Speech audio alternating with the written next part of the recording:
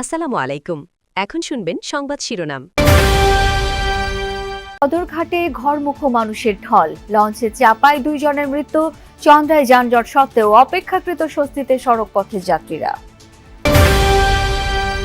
বগুড়ার সান্তাহারে নীলসাগর এক্সপ্রেসের 9 বগি লাইনচ্যুত, উত্তরাঞ্চলের সাথে ঢাকার রেল যোগাযোগ বন্ধ, শিডিউল বিপর্যয়ের শঙ্কা। লেবাননের পর রণক্ষেত্র ইরাক, তীব্র হচ্ছে মার্কিন সেনা ও সশস্ত্র গোষ্ঠীগুলোর সংঘর্ষ, কূটনৈতিক এলাকায় ইরানপন্থীদের লাগাতার ড্রোন রকেট হামলা। মিত্ররা হতাশ করলেও যুক্তরাষ্ট্রের পাশে দাঁড়াচ্ছে ইউক্রেন, পশ্চিমাদের অস্ত্রে যুদ্ধ করা দেশটি দিল ওয়াশিংটনকে সামরিক সহায়তার প্রস্তাব। এতক্ষণ শুনছিলেন সংবাদ শিরোনাম, এখন শুনবেন বিস্তারিত সংবাদের আগে আমাদের যমুনা 24 টিভি চ্যানেলটিকে সাবস্ক্রাইব বা ফলো করে আমাদের সাথে থাকুন আর কমেন্ট করে জানান আপনি কোথা থেকে সংবাদ শুনছেন। লঞ্চে যে স্বস্তির খবর এতদিন ছিল সেটি সাধারণ যাত্রীদের মধ্যে আজকেও কিছুটা থাকলে একটি অনাকাঙ্ক্ষিত দুর্ঘটনা ঘটে গেছে আজকে বিকেল 5টা নাগাদ, যেখানে এমভি আসা যাওয়া 5 লঞ্চে কেরানীগঞ্জ থেকে ট্রলার যোগে 8 থেকে 10 জন যাত্রী ওঠার চেষ্টা করছিলেন। ঠিক তখনই অন্য আরেকটি লঞ্চ জাকির সম্রাট 3 সেই লঞ্চটি এসে পেছন দিক থেকে ধাক্কা দেয় এবং ট্রলারটি 2টি লঞ্চের মাঝখানে পিষ্ট হয়। একই সাথে পিষ্ট হন সেখানে 2 জন যাত্রী, যারা ঘটনাস্থলেই প্রাণ হারান এবং আরও কয়েকজন সে সময় ট্রলারটি থেকে ছিটকে পানিতে পড়ে।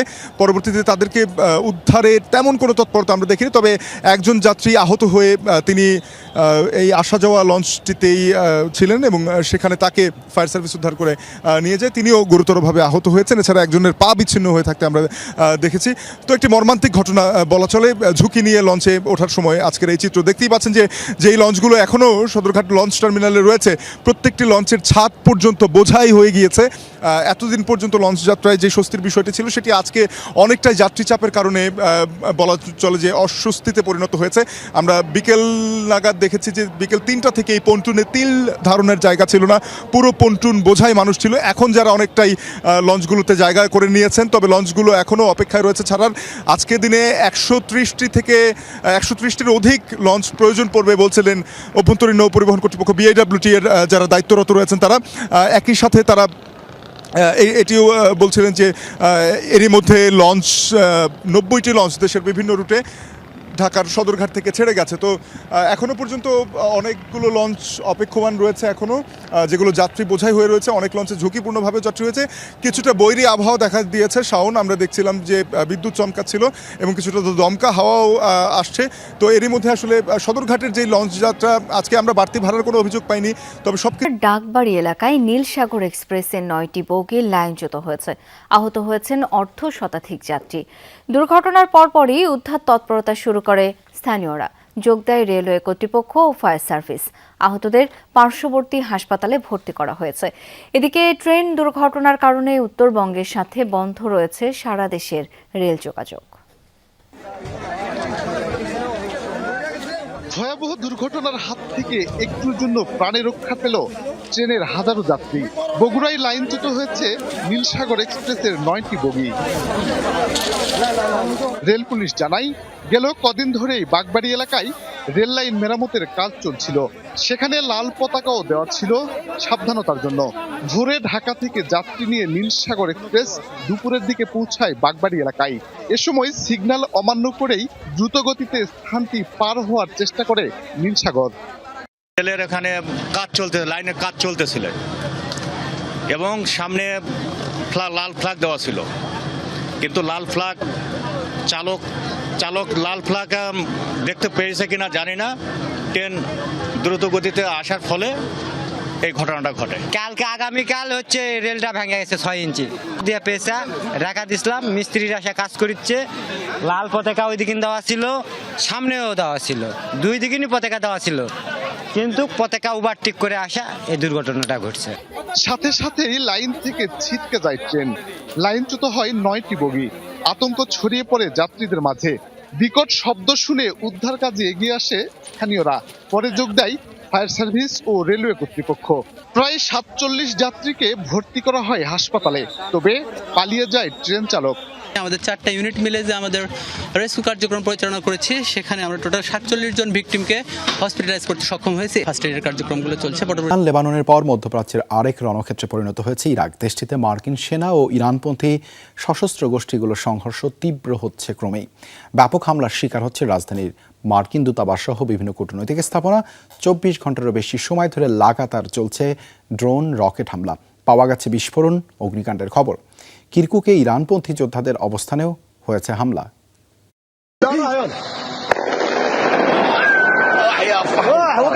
এই দৃশ্য বাগদাদের সবচেয়ে সুরক্ষিত স্থাপনার। অত্যাধুনিক আকাশ প্রতিরক্ষা ব্যবস্থা দিয়ে ঢাকা সত্ত্বেও মুহুর্মুহু হামলা চলছে মার্কিন দূতাবাসে। প্রাঙ্গণে আছড়ে পড়েছে ড্রোন। অগ্নিকাণ্ডের শিকার ভবনটি। পাওয়া গেছে বেশ কিছু বিস্ফোরণের শব্দ।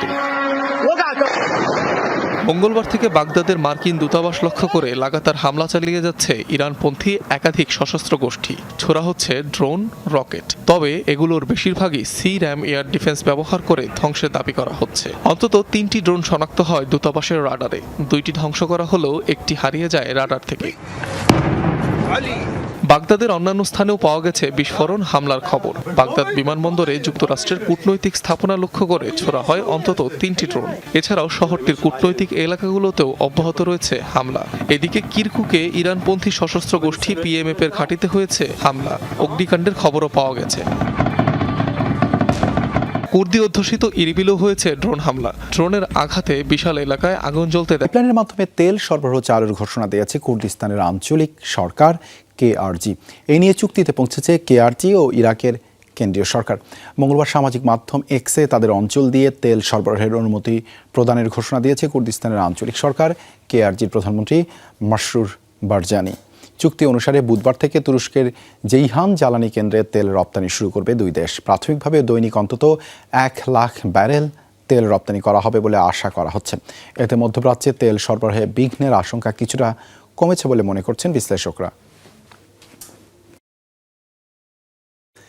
ইরানের হামলা ঠেকাতে অত্যাধুনিক সিরাম আকাশ প্রতিরক্ষা ব্যবস্থা মোতায়েন করেছে যুক্তরাষ্ট্র। এই অস্ত্রের সাহায্যে ড্রোন প্রতিহতের দৃশ্য সামাজিক মাধ্যমে ভাইরাল।